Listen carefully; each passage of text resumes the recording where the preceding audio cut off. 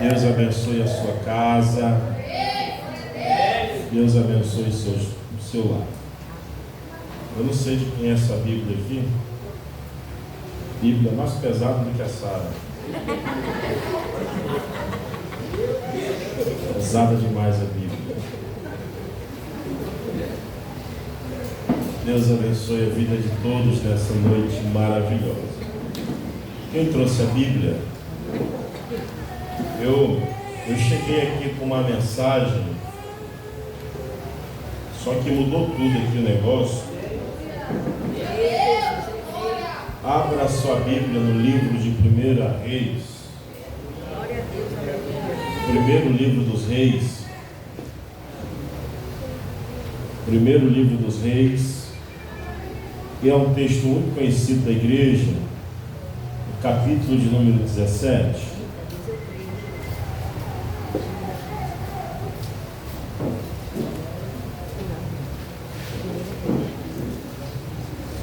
Aleluia, Jesus.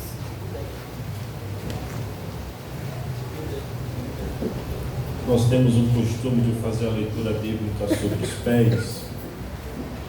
E se puder ficar sobre os seus pés, fique. A menos que você esteja com alguma limitação física. Tá? Se tiver com alguma limitação física, criança, fique sentadinho. Aleluia, Jesus. Vamos encontrar o texto bíblico?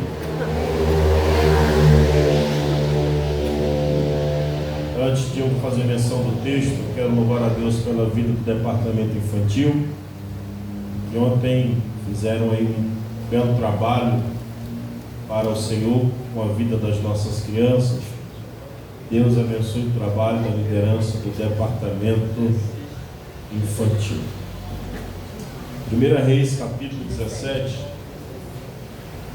Vamos ler a partir do versículo de número 12.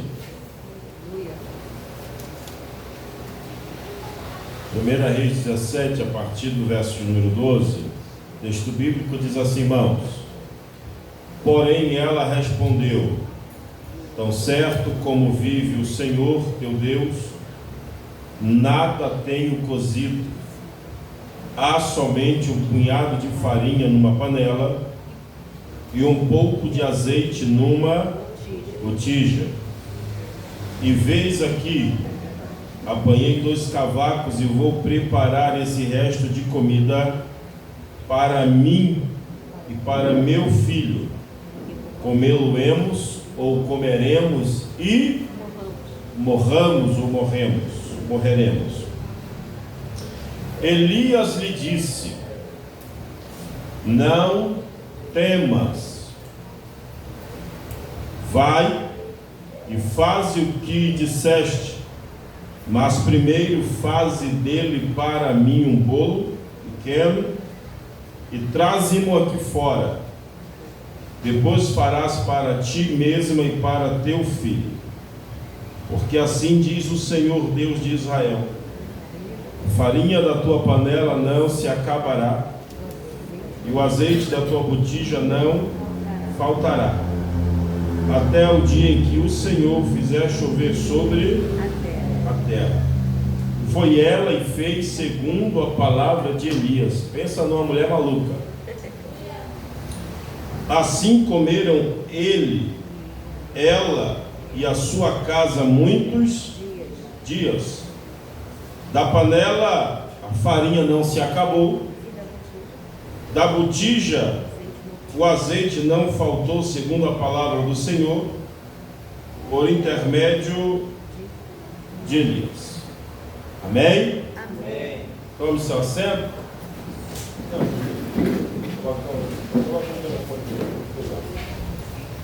Meus irmãos, nós estamos diante de um texto muito rico em detalhes. Nós estamos diante de um texto muito conhecido pela igreja. Quem nunca ouviu falar que Elias e Eliseu fizeram prosperar o azeite das viúvas? No caso aqui, Elias, da viúva de Sarepta. Mas nós sabemos que essa história ela não começa aqui.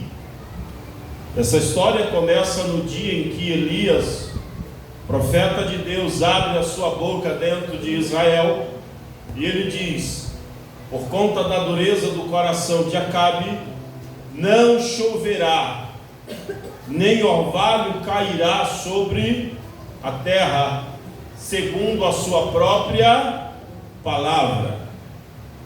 Elias vai proferir essa palavra profética.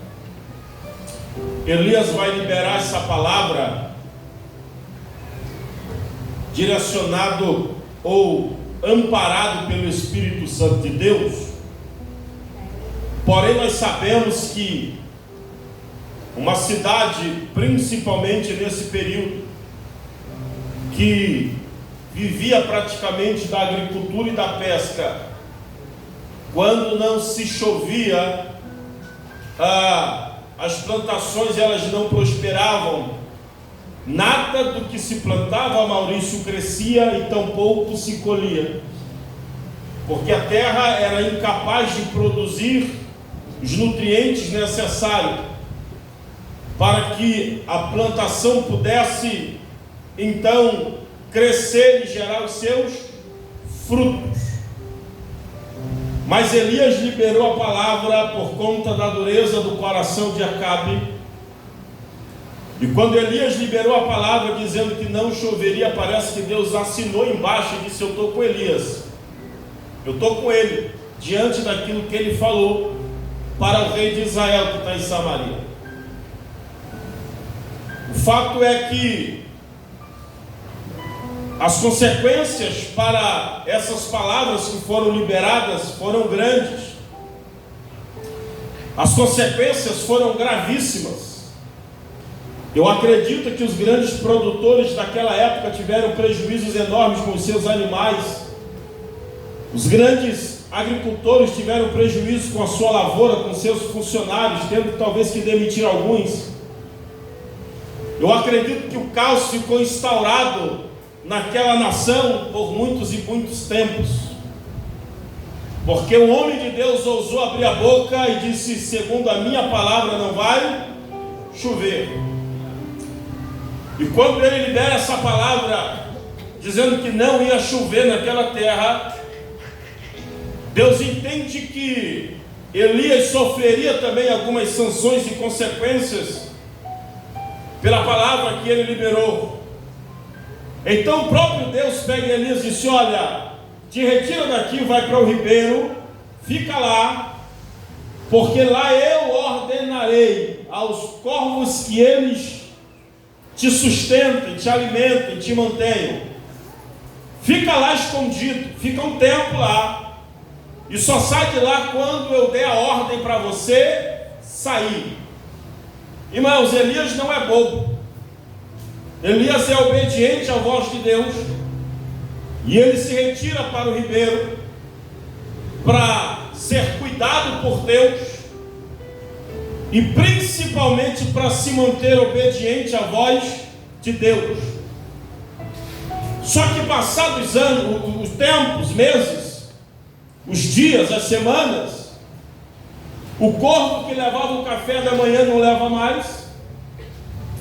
O corvo que levava o almoço já não chega mais com o almoço. E a janta também já não tem. O ribeiro seca. E Elias entende que é hora de ele sair dali. E então Deus fala com ele dizendo: Elias, sai daí, vai para uma cidade chamada Sarepta. Olhe para cá. Porque ali eu ordenei a uma viúva que ela te sustente. Irmãos, é uma palavra muito difícil da gente se colocar no tempo de Elias para tentar entender a direção que Deus está dando para ele. Porque nós temos pelo menos duas visões acerca das mulheres viúvas dessa época. A primeira visão é que essa mulher viúva fosse herdeira de uma grande fortuna do seu falecido marido, e com isso ela fosse abastada, tivesse bastante dinheiro, bastante recurso, para manter o profeta, para sustentar o profeta. Mas nós vemos, segundo o texto, que essa primeira linha de raciocínio ela é descartada. Porque quando Elias chega na porta da cidade, ele olha e ele enxerga uma mulher. Essa mulher está do lado de fora da cidade catando alguns gravetos para que ela pudesse supostamente preparar algum tipo de fogo para cozinhar algum tipo de alimento. Mas Elias olha para aquela mulher que está catando aqueles cavacos de lenha, como diz o texto bíblico, e ele entende que aquela mulher que ele está olhando é a viúva de que Deus tinha falado. Por quê, pastor? Porque ela trazia consigo as vestes da viuvez. As viúvas usavam uma vestimenta diferente das demais mulheres. Então Elias olhou para aquela mulher e ele com certeza entendeu que aquela mulher era a mulher que Deus tinha designado para cuidar das suas causas, dos seus problemas. Era a mulher que Deus tinha separado para alimentá-lo, suprir as suas principais necessidades, que era comer e beber. Quando Elias olha para aquela mulher, irmãos, porque apesar de ele ter liberado a palavra profética, eu estou fazendo uma introdução para eu chegar onde eu preciso chegar. O próprio Elias também passou algumas privações, a ponto de ele ter que ser colocado numa condição de ser mantido por uma mulher, que para os homens daquela época também seria uma espécie de vergonha, ser mantido por uma mulher, ser sustentado por uma mulher, ter as suas necessidades supridas, alimentícias e de água, por uma mulher. Mas Elias não tem para onde correr. Por quê, pastor? Porque ele precisa obedecer à voz de Deus. Posso falar algo de Deus para você, irmão? Primeira coisa que Deus quebra no homem quando ele entrega a vida para Jesus é o seu orgulho. Não, fala aqui para a gente entender. A primeira coisinha que Deus vai quebrar dentro do nosso coraçãozinho é o nosso orgulho. Tem gente que viveu a vida toda dizendo: eu não preciso de ninguém, não necessito da ajuda de ninguém, eu não gosto de pedir nada para ninguém, eu não gosto de pedir por favor, com licença, eu não gosto nem de dizer obrigado. Mas aí quando a gente vem para Jesus, e Deus diz para Elias: vai para lá, porque eu vou te ordenar uma mulher que te sustente. Pensa no negócio ruim, irmão. Pensa numa situação difícil que Elias está passando. Ter que ser sustentado por uma mulher. Olha para cá, olha para cá. Mas quem precisa de um milagre, deixa o orgulho de lado e obedece à voz de Deus. Olha para cá. Quem precisa de um milagre, deixa o orgulho de lado e obedece à voz. Tem gente que está morrendo espiritualmente porque é orgulhoso. Tem gente que passa privação em casa porque é orgulhoso. Tem gente que está morto porque é orgulhoso. Ele está dizendo: não, peraí, eu não vou morrer aqui na beira desse riacho. Se Deus está mandando eu ir, é melhor eu obedecer à voz dele. Se ele está mandando eu ir, é melhor eu ser obediente. Olha para cá. Ele chega lá, ele olha, e pela veste da mulher ele entende: essa só pode ser a viúva que Deus disse que ia me sustentar. Olha o sorriso na boca de Elias. Estou na bênção. Olha o sorriso. Sabe quando é que vem a confirmação? Quando ele olha e vê que ela está catando alguns cavacos, ele diz: olha, está na hora de preparar o almoço, já vai fazer o fogo. Vai já sair o pirão, a caldeirada de tambaqui vai já aprontar. Tem alguém que gosta de caldeirada de tambaqui aí? Tem alguém aí? Vai já sair aquele ensopadão de carne com legumes, vai já aprontar. Olha o sorriso no rosto de Elias, a felicidade. Irmão, quer ver crente feliz? Coloca um prato de comida na frente dele. Não, vou falar que tem crente aqui que gosta de dar lugar na terra? Tem? Não quer ver crente feliz? Colocam, não chama para orar não, que o crente fica abatido. Tem gente que se desvia para não orar, mas chama para uma boquinha na casa. Bora comer um quicão, irmão, é tudo pago, é de graça, chove de crente. Para orar não vai não, mas se falar que tem um aniversário,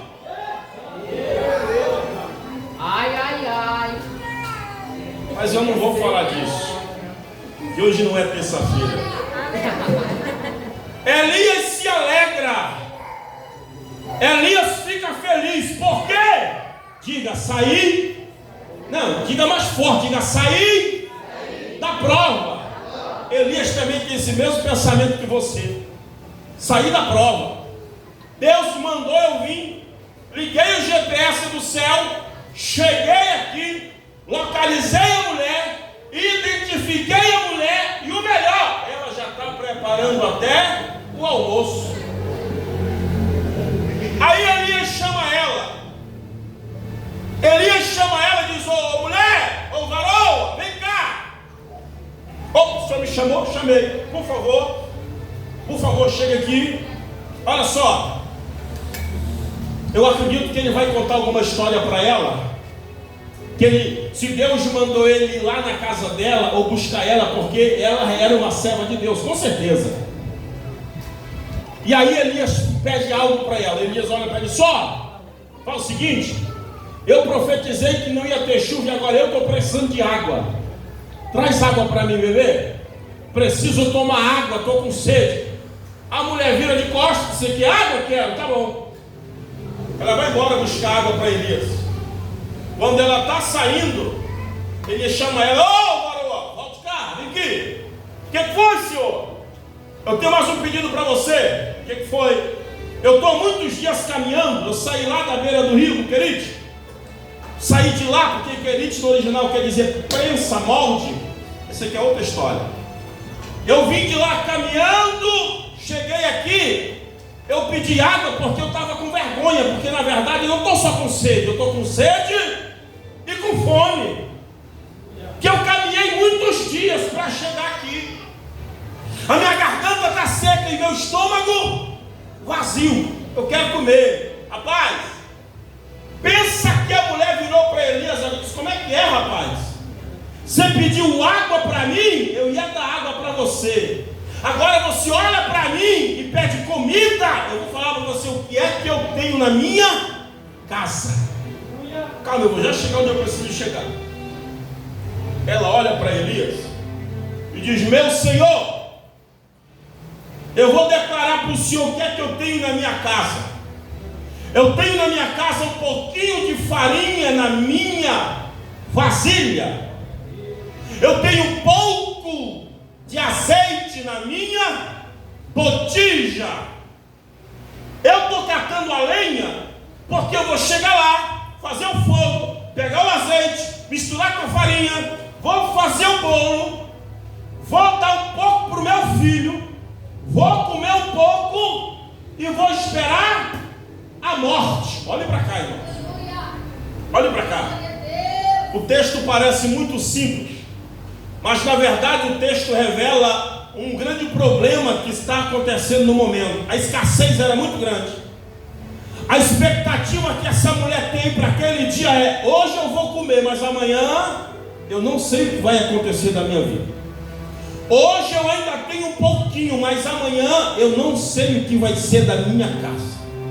Hoje eu ainda tenho para dar para o meu filho, porque amanhã eu estou... Irmãos, a mãe, ela pode até ficar sem comer, mas ela não suporta ver o seu filho ficar com fome. Cadê as mães aqui? É assim ou não é, as mães? É assim ou não é? Apesar de que tem mãe que só Jesus na causa, né? Mas vira essa página. Bora falar das mães que são mãe mesmo. Então a mulher olha para a situação e diz: meu Senhor, enquanto o Senhor estava pedindo água, eu tinha água em abundância, mas eu não tenho comida na minha casa, nem para mim, para meu filho direito. Que dirá para fazer para o Senhor? Que dirá para suprir as suas necessidades?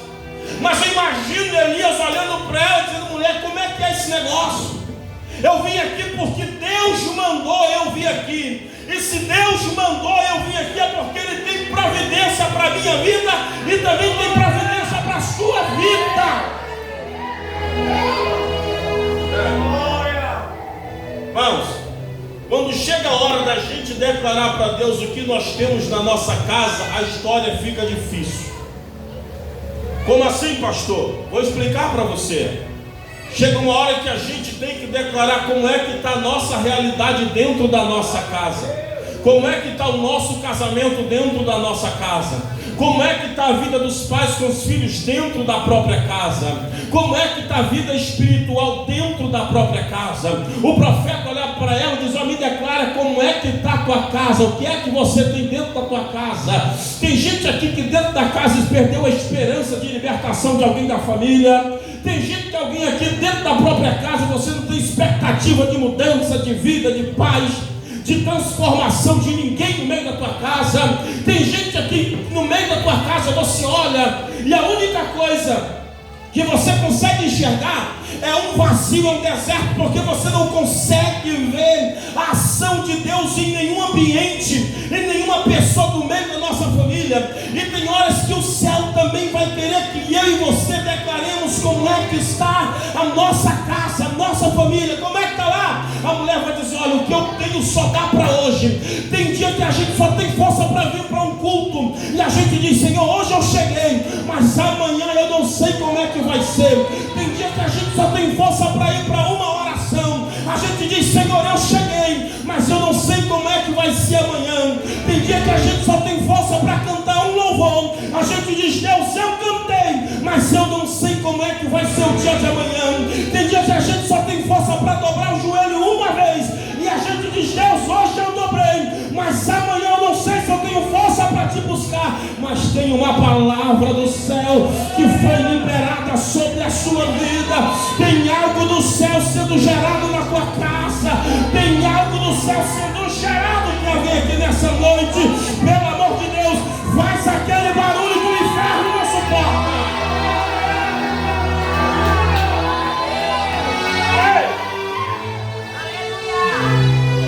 Elias está olhando para ela, irmã Gal, e está dizendo: fala para mim o que é que você tem. Ah, pastor, o que é que eu tenho em casa? Briga. O que é que eu tenho em casa? Contenda. O que é que eu tenho em casa? Discussão. O que é que eu tenho em casa? Falta de paz. O que é que eu tenho em casa? Ah, eu nem vou falar o que é que eu tenho em casa. A mulher está dizendo que o que ela tem não é suficiente para ela sobreviver. Vamos! Existe uma diferença entre a gente falar para alguém que tem direção de Deus e para alguém que só quer saber dos teus problemas para propagá-los a outras pessoas que não têm capacidade de te direcionar e muito menos estrutura para te orientar. Mas ela está falando para o homem de Deus. Ela está dizendo: ah, Susan, eu vou te dizer o que eu tenho em casa. O que eu tenho em casa, eu vou fazer para mim um bolo, eu vou comer, eu vou dar um pouco para o meu filho, eu vou comer. E a gente vai esperar a morte. Será que você consegue se imaginar nesse cenário? Eu estava aqui agora há pouco, antes de passarem para a minha oportunidade para pregar. Eu estava lembrando do tempo, Maurício, que eu era garoto. Minha mãe trabalhava no frigorífico. Ela entrava às 7 da manhã no frigorífico e não tinha horário para sair. E às vezes ela tinha que estender até 10, 11 horas da noite, porque ela esperava os donos ir embora, que o encarregado de lá, ele pegava o resto da alçada que era descartado, eles descartavam, jogavam no lixo, davam para o cachorro, não dava para ninguém. Aí o encarregado pegava e ele dava para minha mãe aquela alçada do peixe. Eles tiravam o filé do peixe, a alçada ele jogava fora. E aí ele pegava aquela alçada e dava para minha mãe. Eu cansei de ver noites e noites a minha mãe chegando 11h30 da noite em casa numa bicicleta, pedalando, com aquela sacolinha cheia de osso. Ela já vinha com um cheiro verde e uma cebolinha. E a gente fazia aquela refeição já quase 1h da manhã. E a gente tinha que esperar 24 horas de novo para fazer uma outra refeição, na esperança de um encarregado chegar com ela e dizer: Maria, pega aqui, leva para tua casa. Porque não tinha pai, não tinha amigo, não tinha ninguém para suprir as nossas necessidades. Quando eu olhei para esse texto, me veio esse episódio da minha vida na minha lembrança. Quantos de nós não passamos situações como essa? Olhamos para dentro da nossa casa e não temos expectativa de absolutamente nada. Por quê, pastor? Porque os problemas têm consumido você, as lutas têm consumido você, as adversidades têm consumido você. Às vezes a pior coisa que acontece dentro da sua casa é você se doar tanto por ela, você se doa tanto pela sua casa, e no seu entendimento parece que ninguém reconhece o teu esforço, o teu sacrifício, a força que você faz.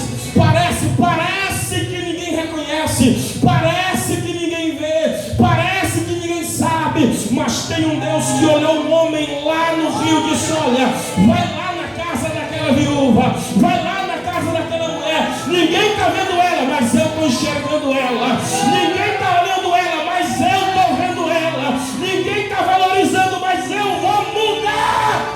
Oh, glória. Tem alguém que crê? Tem alguém que crê aqui? Tem alguém que crê? Se você tem intimidade com o crente que está ao teu lado, pega na mão dele, aperta e diga: parece que ninguém está vendo, mas o céu está contemplando tudo. Diga para essa pessoa, seja uma boca profética para essa pessoa. Diga: parece que ninguém está vendo, mas o céu está contemplando cada lágrima de madrugada. Parece que ninguém está vendo, mas o céu está contemplando cada gemido quando você fecha a porta do quarto para dormir. Todo mundo dorme e você fica acordado dizendo: Deus faz um milagre na minha casa. Parece que ninguém está vendo, mas a Bíblia diz que os olhos deles estão atentos, as suas mãos estão estendidas para abençoar a sua vida.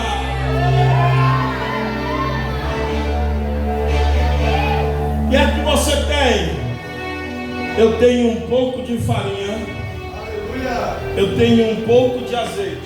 Glória a Deus. A expectativa, sabe qual era a expectativa? Posso falar para você? A expectativa era a morte, irmã Lígia. Ou seja, é o fim. Tem mais chance. Nós vamos comer e vamos morrer. A mulher perdeu o marido, está enfrentando uma grande seca, não chove, não tem orvalho. Aqui na cidade é difícil de ver, mas no interior a gente vê mais o orvalho cedinho. A gente saía para o chamado roçado, a gente subia um flutuante e ia para a terra firme. Aí tinha um campo, a gente olhava no campo as gotas de água assim, branquinha, em cima da grama. Assim, branquinha, coisa mais linda que a gente vê. Aquilo é o orvalho, aquilo que faz a semente do semeador crescer, é o orvalho.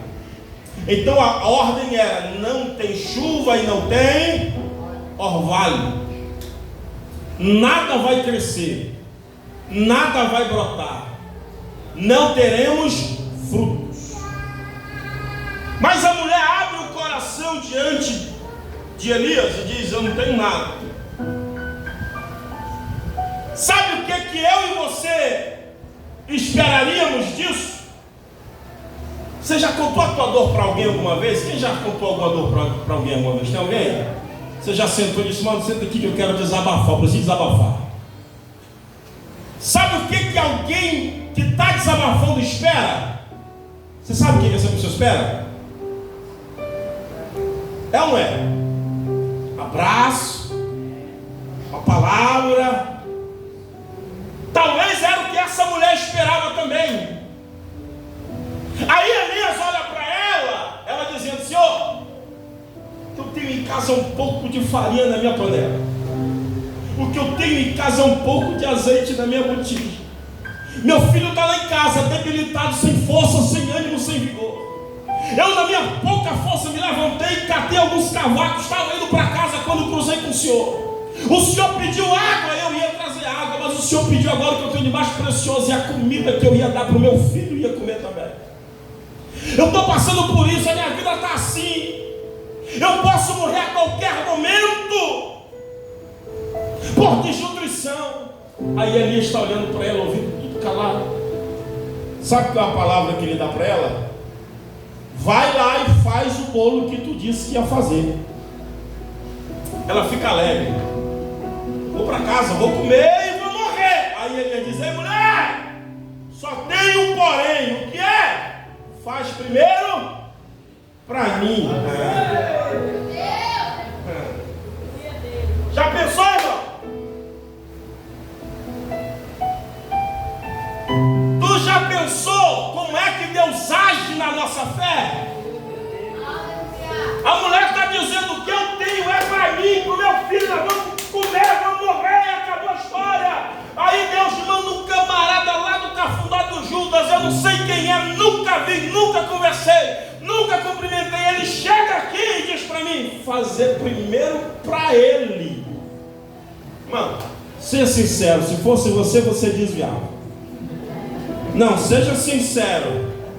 Se fosse você, você chutava o pau da barraca, mandava o camarada tomar lá no tanque de Betesda. Era ou não era? Sai para lá, seu filho de Belial. Era ou não era? Aí Elias está dizendo para ela: faz primeiro para mim.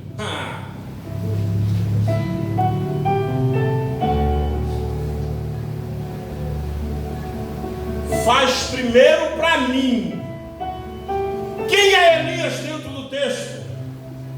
Elias está representando a figura do próprio Deus. Tem horas que Deus vai nos provar no extremo da nossa vida. Faz primeiro para mim. Tem hora que Deus vai nos levar em situações para que nós possamos de fato mostrar se estamos alicerçados nele ou não. Faze primeiro para mim. Tem hora que o oleiro vai nos amassar para saber se a gente se converteu de verdade ou não. Aí ele diz: faz primeiro para mim. Sabe qual é a garantia que ela tem? Pergunta: qual é, pastor? A palavra de Deus.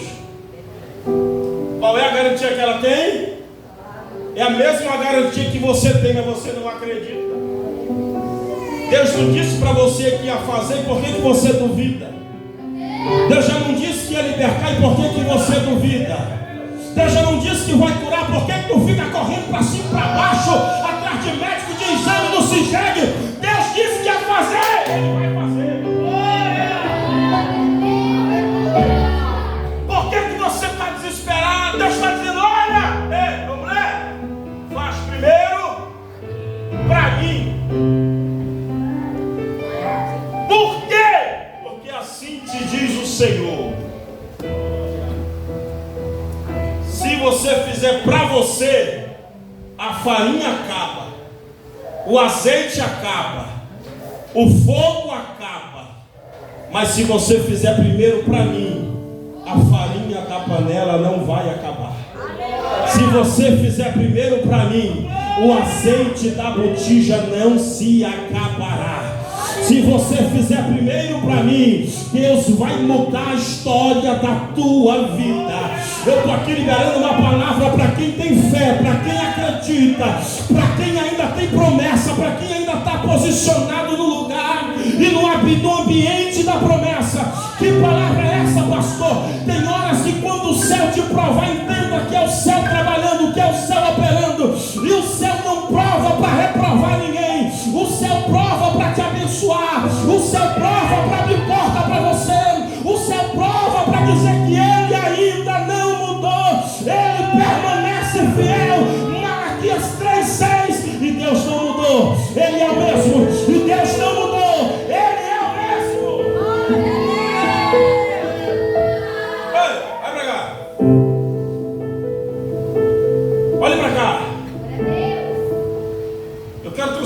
você para dentro desse texto? Nós damos glória, mas quando é com a gente chora. Nós damos glória porque conhecemos o texto, mas quando a história é nossa, a ótica ela muda, é diferente. Porque a gente tem muita fé para o outro, mas quando é para nós, a gente não tem fé. Quantas vezes você já não liberou palavra na guerra de alguém, mas quando é tu que está lutando, tu quer desfalecer? Aleluia. Quantas vezes você já disse, sai da caverna, mas quando você entra, você não quer que ninguém vá te incomodar? Aleluia. Por que a gente tem fé para o outro, mas não tem fé para nós? Por que nós acreditamos que Deus faz na vida do outro, mas não faz na nossa própria vida? Eu amo a Bíblia.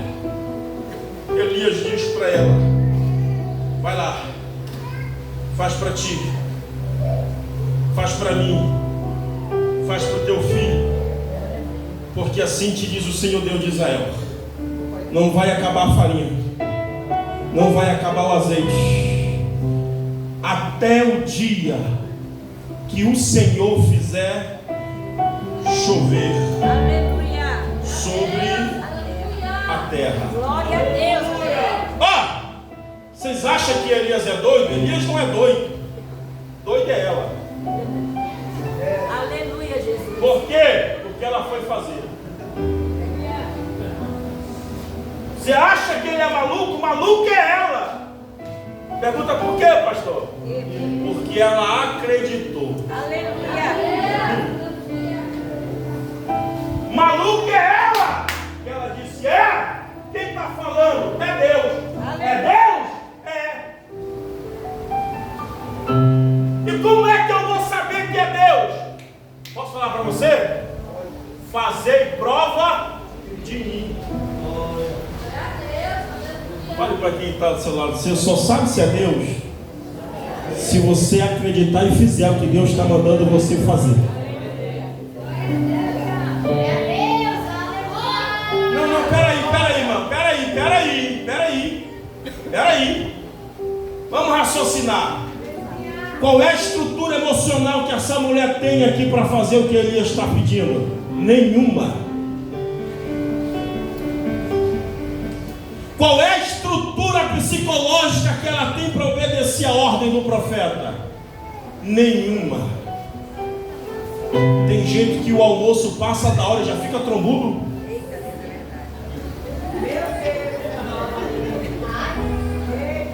A irmã já fica quase desviada. Dói a cabeça, dói os olhos, dói a orelha, dói as narinas.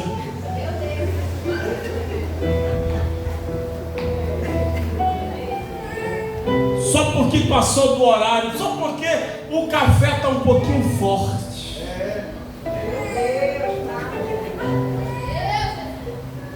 Ninguém faz nada direito nessa casa. Se não for eu.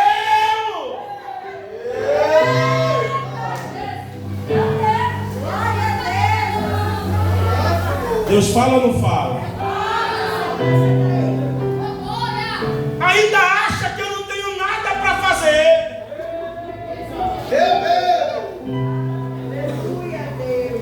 Aí Elias está dizendo, vai lá e faz o que Deus mandou você fazer. Ei, vai pra cá. Tem gente que está esperando de Deus, sabe o que é uma chupeta. Está na luta, meu filho, vou te colocar aqui no colo e pega uma chupeta santa para te vai chupando a chupetinha. Está na prova, pega aqui, não, dengue. Vem cá, neném. Tá na luta, vem cá, meu bebezinho, vem cá, meu bebê pentecostal. Que eu vou te dizer, não. Com Deus o negócio é diferente. Vou falar para você direito aqui, com Deus o negócio é diferente. Deus não é sentimentalista, Ele não se envolve nas nossas emoções. Deus se envolve nas guerras que nós lutamos, não nas nossas emoções. Deus se envolve nas lutas que nós travamos, não nas nossas emoções. Deus não vai se abaixar para chorar com você. Deus vai fazer você levantar a cabeça, enxugar as lágrimas e entender que Ele sempre esteve no controle tudo.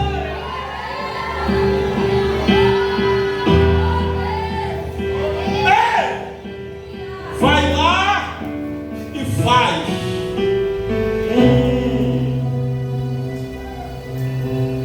Por isso eu gosto da Bíblia. Que a Bíblia nos ensina o que é a fé vivida e exercida, irmão.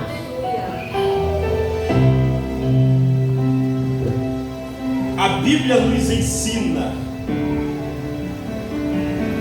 A Bíblia nos mostra, ela nos direciona.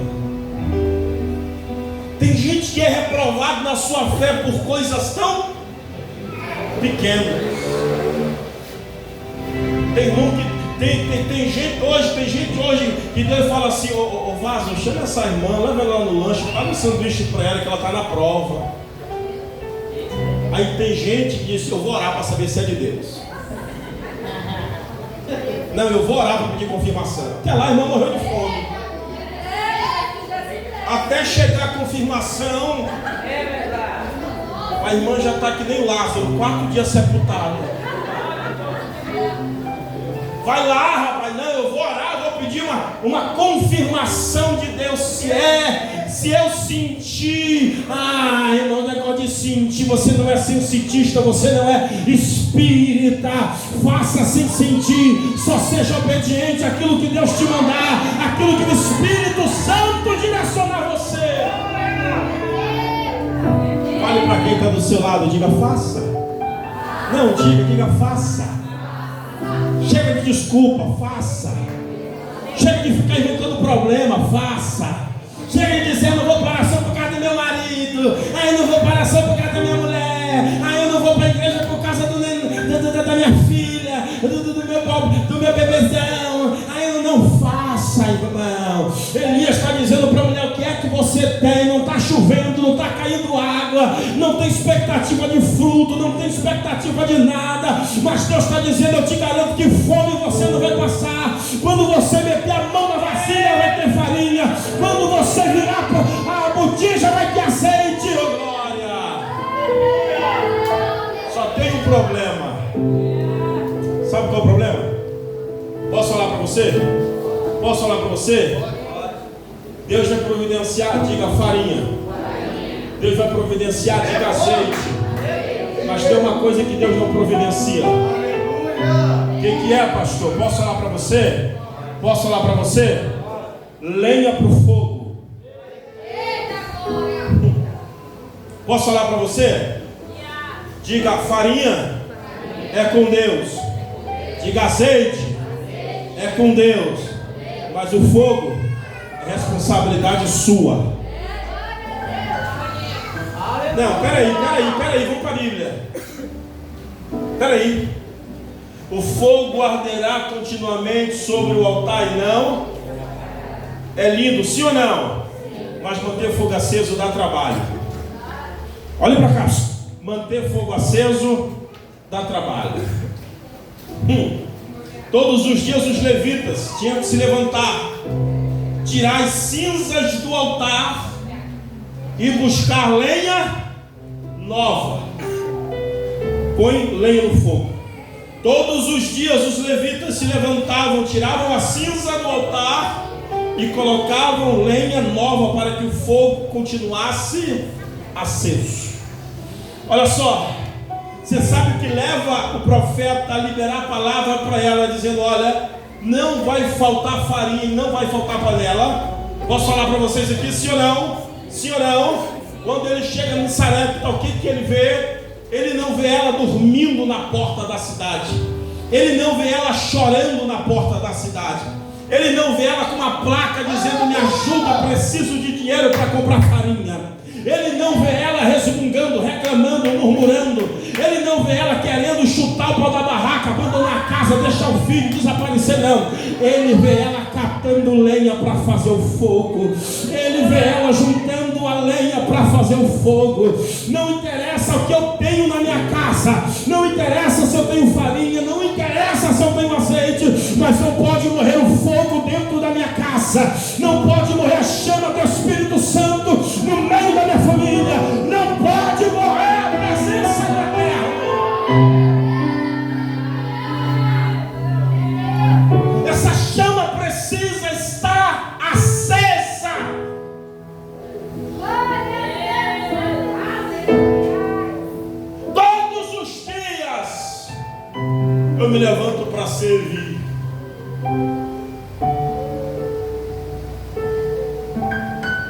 A maluca foi lá e fez o bolo, levou para Elias. Tem que ser doida, tem que ser crente, tem que ser pentecostal. Ela foi lá, fez o bolo, levou para Elias e disse: está aqui, meu Senhor. Deu para o menino: está aqui, meu filho. E ela comeu a porção dela. Quando foi no outro dia, fica uma indagação. Sabe qual é a indagação? Será que tem azeite na botija? Será que tem farinha na panela? E como é que eu sei? Só metendo a mão para testar. Mete a mão na panela, farinha. Mete a mão, farinha. Mas ontem não tinha nada, mete a mão, farinha. Mas mete a mão, farinha. O azeite, pega a botija, vira, coloca, seca, não seca, está descendo azeite, está descendo azeite. Mistura a massa, o fogo já está preparado. Quando é no outro dia, a vasilha já está cheia de farinha de novo. Quem trouxe? O céu, farinha de novo.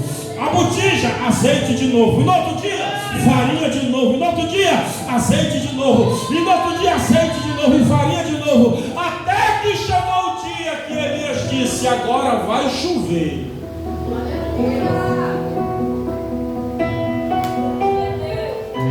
A grande bênção da nossa vida, irmãos, é saber que Deus cuida de nós em todos os momentos da nossa vida. A minha grande alegria é saber que todos os dias o céu provê aquilo que nós precisamos dentro da nossa casa. Tem crente que é esticado, moçal. Se almoçar frango, não quer nem ver frango de novo. Comer um peixinho no almoço, só pediu a casa.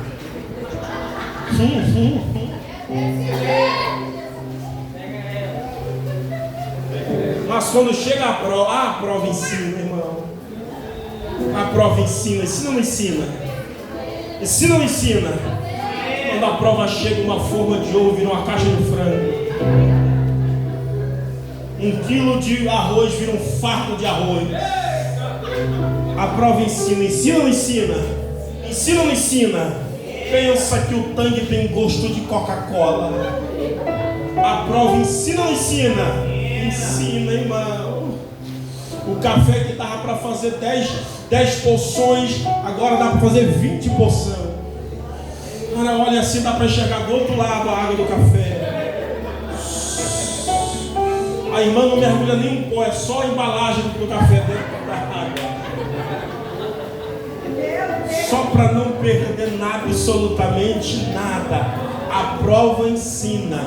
Mas na mesma prova que você persevera, é nessa prova que Deus te abençoa.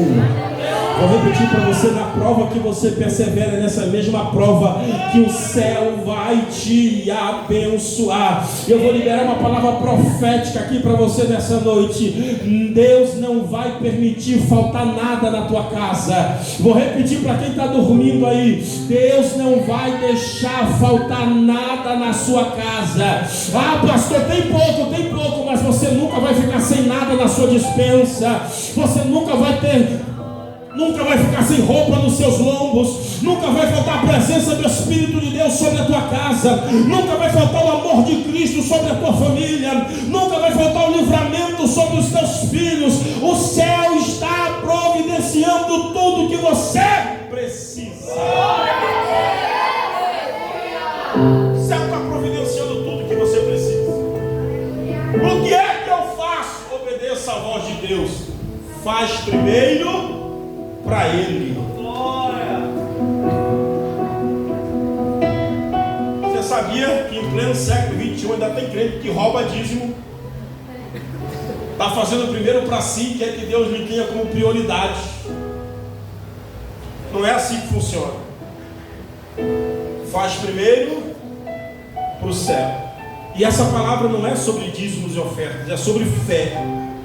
É sobre você entender que se você acreditar, irmãos, que se você acreditar, você viverá milagres na sua vida. Vou repetir de novo: se você acreditar, você viverá milagres na sua vida. Você viverá milagre na sua vida.